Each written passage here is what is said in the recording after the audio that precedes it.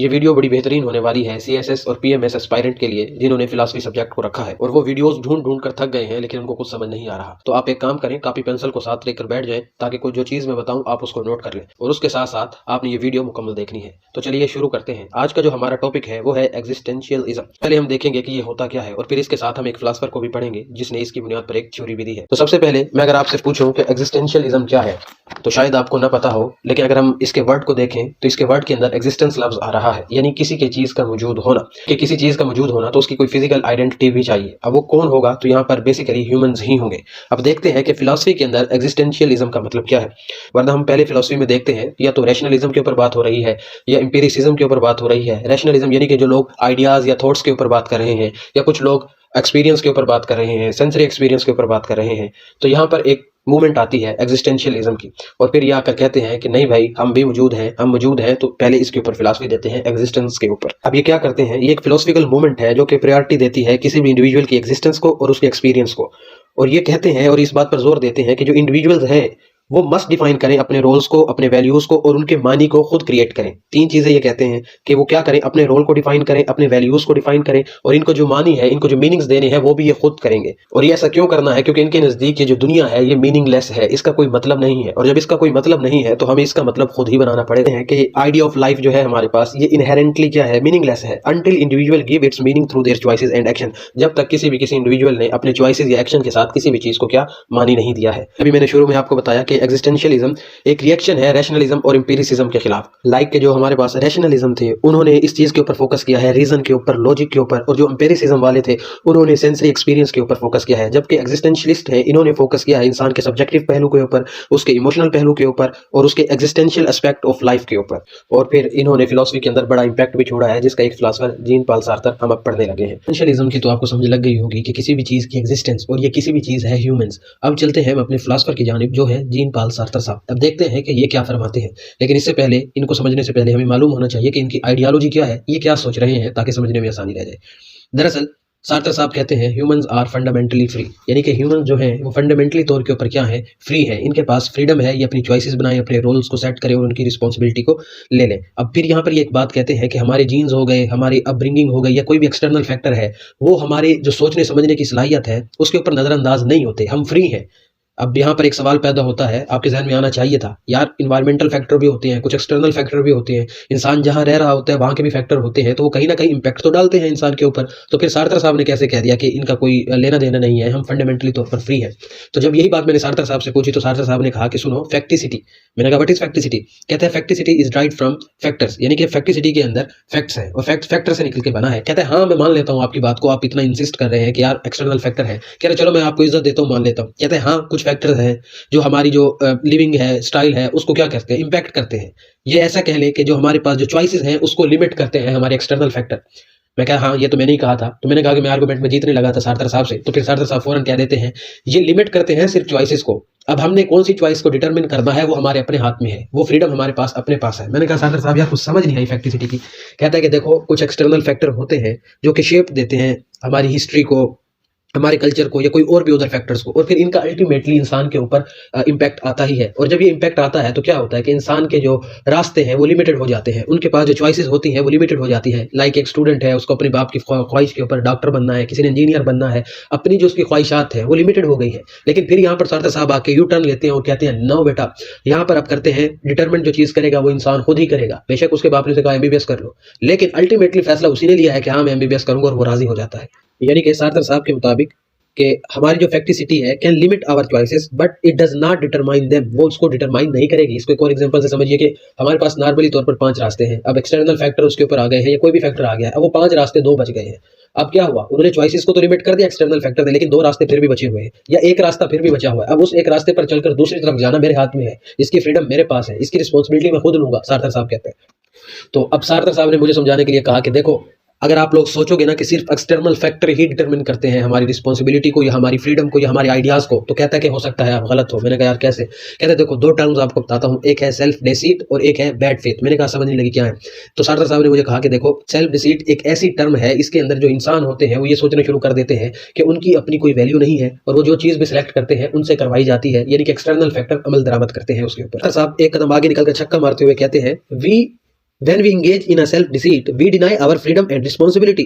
हम लेते ही नहीं रिस्पॉन्सिबिलिटी किसी काम की, हम इल्जाम दे देते हैं यार उसकी वजह से पेपर अच्छा नहीं हुआ, टीचर अच्छा नहीं मिला, टीचर अच्छा नहीं मिला। यहाँ पे सार्थर होते कहते इसकी रिस्पॉन्सिबिलिटी लो कि तुम्हें टीचर अच्छा नहीं मिला, तो तुम किसी और टीचर के पास चले जाते, कोई दूसरा रास्ता अपना लेते। अल्टीमेटली उस टीचर पर पढ़ने वाले तो तुम ही थे। तुम बेशक बैठ के कहते रहना कि नहीं यार मैंने एडमिशन ले लिया था, तो सार्थर साहब कहेंगे एडमिशन लेना भी तुम्हारे लिए फ्रीडम थी, फंडामेंटली तौर पर तुम आजाद थे, यहाँ पर जाकर पढ़ो, उसके बाद भी तुम आजाद थे, वापस आ जाओ, लेकिन तुम बैठे रहे ये सोचकर कि एक्सटर्नल फैक्टर्स क्या कहेंगे। और यही इसके नजदीक सेल्फ डिसीट है कि when we engaged in external factor, और हम अपनी सोचने समझने की सलाहियत को छोड़ देते हैं, अपने सेल्फ अवेयरनेस से दूर चले जाते हैं और खुद को डिसीव करना शुरू कर देते हैं, तो ये हम सेल्फ डेसिट के अंदर चले जाते हैं। और सार्थर साहब फिर एक कदम और आगे निकल के छक्का मारते हुए कहते हैं और इस सब सोचने के अमल को हम बैड फेथ कहते हैं। ये बैड फेथ यानी इंसान खुद को बुरा ही सोचता है, नेगेटिव ही सोचता है, कोई क्रिएटिव थिंग नहीं करता, अगर कोई काम कर लेता है तो उसकी रिस्पॉन्सिबिलिटी नहीं लेता। तो सार्थर साहब कहते हैं कि हम फंडामेंटली तौर के ऊपर फ्री हैं, कुछ फैक्टर इंपैक्ट करते हैं, वो चॉइसेस को लिमिट करते हैं, लेकिन उनको डिटरमिन हम खुद करते हैं।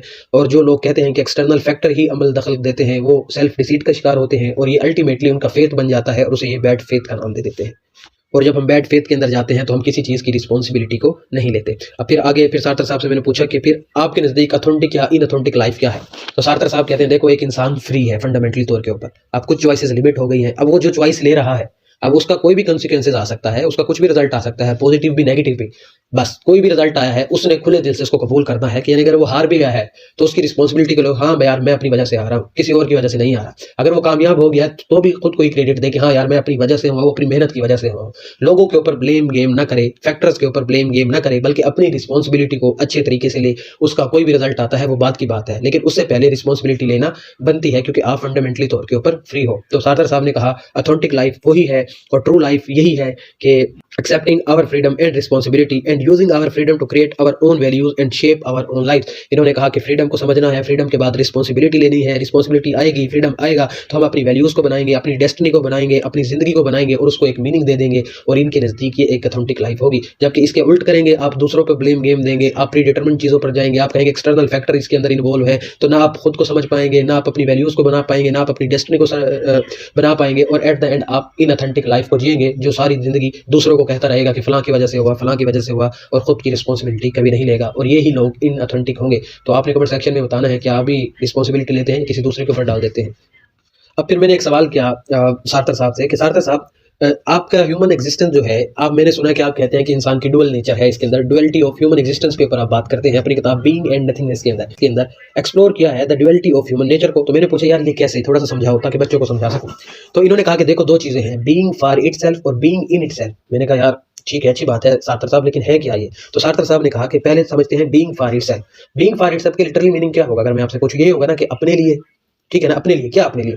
तो कहता है बीइंग फॉर इटसेल्फ सार्थर साहब के मुताबिक एक ऐसा शख्स है जो कॉन्शियस है, सेल्फ अवेयर है, इसको किसी ने प्री डिटरमिन नहीं किया, ये अपनी एसेंस खुद बनाता है, यानी कि अपनी लाइफ को मीनिंग खुद देता है। अब मैं आपसे पूछूं कि इसकी एग्जांपल क्या होगी, आप सोचने लग जाएंगे। तो इसकी एग्जांपल आप खुद है, यानी कि ह्यूमन बीइंग्स एग्जांपल है बीइंग फॉर इटसेल्फ की, क्योंकि पीछे हमने सारा यही पढ़ा है कि खुद ही फ्रीडम है, खुद ही रिस्पॉन्सिबिलिटी है, खुद ही क्रिएटिविटी करेगा, खुद ही ऑथेंटिक लाइफ जिएगा। तो उसके अंदर जब ये सारी चीजें हो रही होंगी तो वो क्या होगा? बीइंग फॉर इटसेल्फ, यानी कि people have choices and freedom to make their self, यानी कि लोगों के पास क्या है? फ्रीडम है और चॉइसेस हैं कि वो कुछ भी डिफाइन करें अपने रास्ते को। और इसको ये कहता है बीइंग फॉर, यानी कि they can define themselves and make choices without being limited by fixed और अननेसेसरी रूल, या नेसेसरी रूल्स भी हो गए तो ये इसको डिफाइन नहीं करेंगे। उन्होंने अपना रास्ते को चुनना ही है, उसको मैंने खुद ही देनी है, उनके पास फ्रीडम है। तो ये है बीइंग फॉर इटसेल्फ। मैंने कहा चलो इसकी तो समझ लग गई, बीइंग इन इटसेल्फ क्या है? तो कहता है बीइंग इन इटसेल्फ किसी चीज का उसके अंदर होना। मैंने कहा कि इसकी समझ नहीं लगी। मैंने कहा कि देखो बीइंग इन इटसेल्फ के होंगे क्या, पहले इसकी कैरेक्टरिस्टिक देख लो। जैसे आपने बीइंग फॉर इटसेल्फ की देखी, तो कहता है बीइंग इन इटसेल्फ के अंदर ये होता है कि जो चीज होती है वो अनकॉन्शियस होती है। जब अनकॉन्शियस है तो उसको अपने सेल्फ अवेयरनेस नहीं है। जब उसके पास सेल्फ अवेयरनेस नहीं है तो यानी कि उसके पास कोई थॉट्स नहीं है। तो जब उसके पास कोई थॉट्स नहीं है तो हमें पता लग गया है कि ये इंसान तो हो नहीं सकता। मैंने कहा इसका एग्जांपल क्या दोगे? तो कहने लगा इसके एग्जांपल ये रॉक्स हैं, ये टेबल है, ये मार्बल है, ये चीजें बीइंग इन इटसेल्फ है कि वो अपने अंदर मौजूद है, लेकिन उनको मालूम नहीं है कि वो क्यों मौजूद है। तो मैंने कहा कि अब इसको थोड़ा सा और एक्सप्लेन करें सार्थर साहब। तो सार्थर साहब ने कहा humans are physical identity in this world. कहता है इस दुनिया के अंदर ह्यूमंस क्या है? एक फिजिकल आइडेंटिटी के तौर के ऊपर मौजूद है। है, तो ये हो गए बीइंग इन इटसेल्फ, क्योंकि एक फिजिकल चीज है। अब इनको बीइंग फॉर इटसेल्फ क्या बनाएगी? इनकी कॉन्शियसनेस बनाएगी, इनकी सेल्फ अवेयरनेस बनाएगी, इनकी क्रिएटिविटी बनाएगी, और ये अपने एसेंस को खुद तैयार करेंगे, अपनी जिंदगी को मीनिंग खुद देंगे। मैंने कहा थोड़ा सा और समझाओ, बच्चों को समझ नहीं लगा। कह रहे देखो एक मार्बल है, अब ये मार्बल है, ये बीइंग इन इटसेल्फ है, ये एक पत्थर है। अब एक इंसान आएगा बीइंग फॉर इटसेल्फ, अपने लिए आएगा, उस पत्थर को उठाएगा, उसको मार्बल में कन्वर्ट करेगा, खूबसूरत सा डिजाइन दे देगा, उसको क्रिएटिव बना देगा और उसको बेच देगा, इस्तेमाल करेगा। ये सारी चीजें क्या होंगी? बीइंग फॉर इटसेल्फ होंगी। और बीइंग इन इटसेल्फ सिर्फ उस वहीं तक, उसके अंदर महदूद तक है। और ये दुनिया कहता है कि बीइंग इन इटसेल्फ के अंदर जो ह्यूमन है, ये दुनिया कहता है कि एक स्टेज है, इसके अंदर ह्यूमन मौजूद है फिजिकल आइडेंटिटी के तौर के ऊपर, तो ये बीइंग इन इटसेल्फ है। अब इस दुनिया को अपने तरीके से चलाएंगे ह्यूमंस, और ये बीइंग फॉर इटसेल्फ होगा। उम्मीद है आपको इसकी समझ लग गई होगी कि ये दुनिया है, दुनिया के अंदर फिजिकल आइडेंटिटी ह्यूमंस की वजूद है, दुनिया के अंदर रहना बीइंग इन इटसेल्फ है, और फिर दुनिया को अपनी मर्जी से चलाना, अपनी फ्रीडम से चलाना बीइंग फॉर इटसेल्फ है, इन सिंपल वर्ड्स। तो मैंने कहा कि यार साटर साहब समझ लग गई मुझे। तो मैंने पूछा साटर साहब आपके नजदीक रियलिटी और अब्सर्डिटी क्या है? ये भी आपने अपनी किताब में लिखा हुआ है। तो साटर साहब कहते हैं कि देखो बेटा, रियलिटी कहता है कि हमारे पास जो चीज जैसी है वैसी ही है, ये इसके नजदीक रियलिटी है। यानी कि वर्ल्ड एज इट इज इसके नजदीक रियलिटी है। और वर्ल्ड इसके नजदीक क्या है? हम पीछे पढ़ चुके हैं कि वर्ल्ड इसके नजदीक ऐसी ही है कि इसके कोई इनहेरेंट मीनिंग नहीं है, इसके कोई पर्पस नहीं है, इसका कोई मतलब नहीं है, इस दुनिया का ये क्यों है। तो इंसान इसके अंदर आ जाता है और आके इसको जैसे देखता है वैसे ही देखता है, और यही इसकी रियलिटी है। एज इट इज दुनिया को देखना इसके नजदीक रियलिटी है। और फिर मजीद ये कहते हैं कि ये दुनिया एक क्योस से भरी हुई है, और यहाँ पर फिर ये आगे कहते हैं कि कोई हमारे पास नो ऑब्जेक्टिव वैल्यूज है, कोई ट्रुथ नहीं है हमारे पास, और नथिंग इज प्री डिटरमिन्ड, कि यहाँ पर कोई चीज हम दुनिया में आए हैं तो कोई चीज हम कहें कि ये रियलिटी इस वजह से रियलिटी है कि हमें पहले बता दिया गया था। यानी कि इनेट नॉलेज के ये नफी कर रहे हैं। कुछ रिलीजियस लोग इस वीडियो को देख रहे होंगे तो वो कहेंगे कि यार हमें पहले पता था कि हमने इस जो मुस्लिम लोग हैं वो कहेंगे फितरत इस्लाम के ऊपर ये और जो किस्से होंगे तो वो ऐसे सोच रहे होंगे। लेकिन आप एज अ सार्टर के पॉइंट ऑफ व्यू से सोचिए, वो कह रहा है कि प्री डिटरमिन्ड चीजें तो है ही नहीं, ना कोई पीछे रिलीजन है, वो तो यहाँ पे आया है, तो यहाँ पे आके उसे रिलीजन मिला है तो उसने खुद ही बनाया है। ये सार्टर साहब कह रहे हैं, ना कि मैं कह रहा हूँ। ऑफ कोर्स हम इख्तलाफ तो रख सकते हैं। तो इसके नजदीक रियलिटी क्या हो गई हमें पता लग गया। सार्थर के नजदीक रियलिटी है the world as it is and the world is without meaning और एनी पर्पस। और फिर हमने खुद आके इस दुनिया में पर्पस देना है, और जब हम खुद पर्पस देंगे तो हम क्या करेंगे? बीइंग फॉर इटसेल्फ करेंगे। ठीक है, कोई ट्रुथ नहीं है यहाँ पर। फिर मैंने पूछा अच्छा अब रियलिटी का तो मुझे पता लग गया कि दुनिया को जैसी है वैसे देखना रियलिटी है। अब अब्सर्डिटी क्या है आपके नजदीक? सार्थर साहब ने अब्सर्डिटी को कुछ ऐसे डिफाइन किया कि देखो बेटा मैंने आपको ऊपर बताया है रियलिटी क्या है, मीनिंगलेस है ना, दुनिया जैसी है वैसी है और ये मीनिंगलेस है। तो कहता है कि यही अब्सर्ड पॉइंट है, यही बेजार पॉइंट है, जब हमें पता है कि दुनिया के अंदर कोई मानी नहीं है और दुनिया के अंदर कोई पर्पस नहीं है, तो यही चीज इस दुनिया को अब्सर्ड बना देती है, और इस चीज को ये अब्सर्डिटी कह देते हैं। फिर क्योंकि ये कहते हैं बीइंग फॉर इटसेल्फ है ना हम, तो हम सोचते भी, हम कॉन्शियस बीइंग है और हमें अवेयर है हम अपनी एग्जिस्टेंस से। ऐसा नहीं है कि हमें नहीं पता, कि हम तो अवेयर है अपनी एग्जिस्टेंस से, क्योंकि बीइंग फॉर इटसेल्फ है। अगर बीइंग इन इटसेल्फ होते तो शायद हमें मालूम ना होता अपनी एग्जिस्टेंस का। अब जब हमें अपनी एग्जिस्टेंस का पता है तो अब हमने जिंदगी के अंदर कुछ मानी चाहिए है, हमें कुछ पर्पस चाहिए ही है, क्योंकि हम कॉन्शियस है, हम सोचते हैं, हमें एक पर्पस चाहिए। और कहता है कि इस दुनिया में जब हम आते हैं तो हमें यहाँ पर कोई पर्पस मिलता नहीं दुनिया में आने का, और यही चीज इसको अब्सर्ड बना देती है। मैंने कहा कि यार बच्चों को नहीं समझ लगा होगा। तो कहता है कि देखो दुनिया के अंदर कोई मानी नहीं है, कोई पर्पस नहीं है, और यही इस चीज को अब्सर्ड बना देती है, बेजार बना देती है, और लोगों को एंजाइटी या डिसअपियर करा देती है। एंजाइटी या डिसअपियर कैसे? मैंने पूछा। कहता है लोग एंजाइटी में क्यों जाते हैं? जब उनकी सोचने समझने की, उनकी थिंकिंग सलाहियत क्या होती है? खत्म हो जाती है, या वो बहुत ज्यादा सोच रहे होते हैं, उनको जिंदगी के अंदर कोई रास्ता नहीं मिल रहा होता, तो एंजाइटी में जाते हैं और अल्टीमेटली डिसअपियर हो जाते हैं। मैंने कहा कि यार ये तो बड़ा मसला हो गया है। कहता है तो सार्थर साहब ने मुझे कहा कि हमें इस दुनिया के अंदर एक इतने मुश्किल टास्क के लिए भेजा गया है, उस दुनिया में भेजा गया है जिसका कोई मतलब ही नहीं है, और हमें वहां जाकर खुद मतलब बनाना है।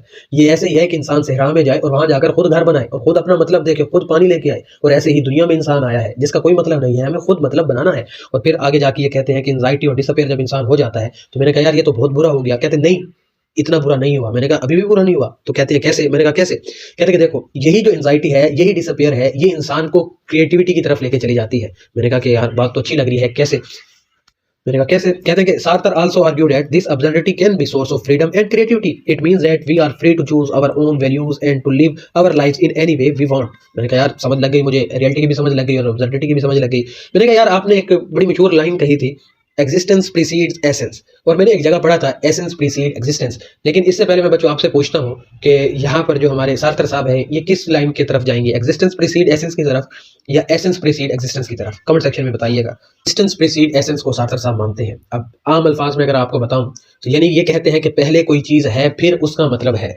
और जो एसेंस प्रीसीड एग्जिस्टेंस कहते हैं वो कहते हैं पहले मतलब है फिर कोई चीज है। तो अब यहाँ पर ये इख्तिलाफ है। तो याद रखना है कि सार्थर साहब कहते हैं एग्जिस्टेंस प्रीसीड एसेंस, जब कोई चीज मौजूद होगी तभी उसका कोई मतलब होगा, ना कि पहले कोई मतलब होगा फिर कोई चीज होगी। यानी कि सार्थर साहब ने यहाँ पर जो प्री डिटरमिन चीजें हैं उनको क्या कर दिया है? नलीफाई कर दिया है, उनकी रिजेक्शन कर दी है। Sartre rejected determinism the idea that human nature और external forces predetermine our choices, यानी कि कोई एक्सटर्नल फोर्सेस होती हैं, ये प्री डिटरमिन चीज़ें होती हैं, वो हमारी ज़िंदगी को आगे लेकर चलती हैं। तो इसने कहा एब्सोल्युटली नॉट, ऐसा नहीं है, इंसान खुद अपनी ज़िंदगी को लेकर चलता है। और फिर दूसरी चीज़ इसके अंदर इंडिविजुअल की जो फ्रीडम है उसके ऊपर बड़ा जोर देते हैं सार्थर साहब।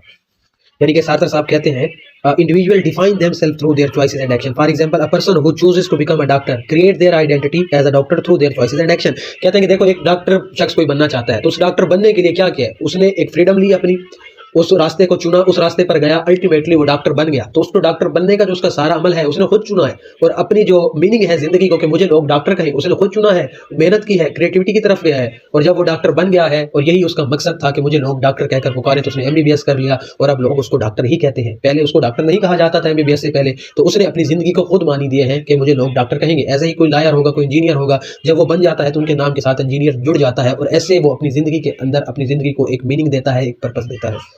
अच्छा, फिर मैंने एक और सवाल पूछ लिया। मैंने कहा यार सार्थर साहब, एग्जिस्टेंस प्रीसीड एसेंस की कोई एग्जांपल ही दे दो बच्चे, ताकि पेपर में लिख लें। कहते देखो, एग्जांपल देता हूँ वुड कटर की। कहते हैं वुड कटर से पहले हमारे पास क्या होगा। मैंने कहा यार पता नहीं क्या होगा। कह रहे देखो, वुड कटर से पहले हमें उसका ख्याल होना चाहिए था, उसकी एसेंस होनी चाहिए थी। यानी कि वुड कटर का काम क्या है, पेपर को कट करना है या वुड को कट करना है। तो कहते हैं कि इसके लिए हमारे जहन में एक ख्याल आया कि कोई चीज होनी चाहिए।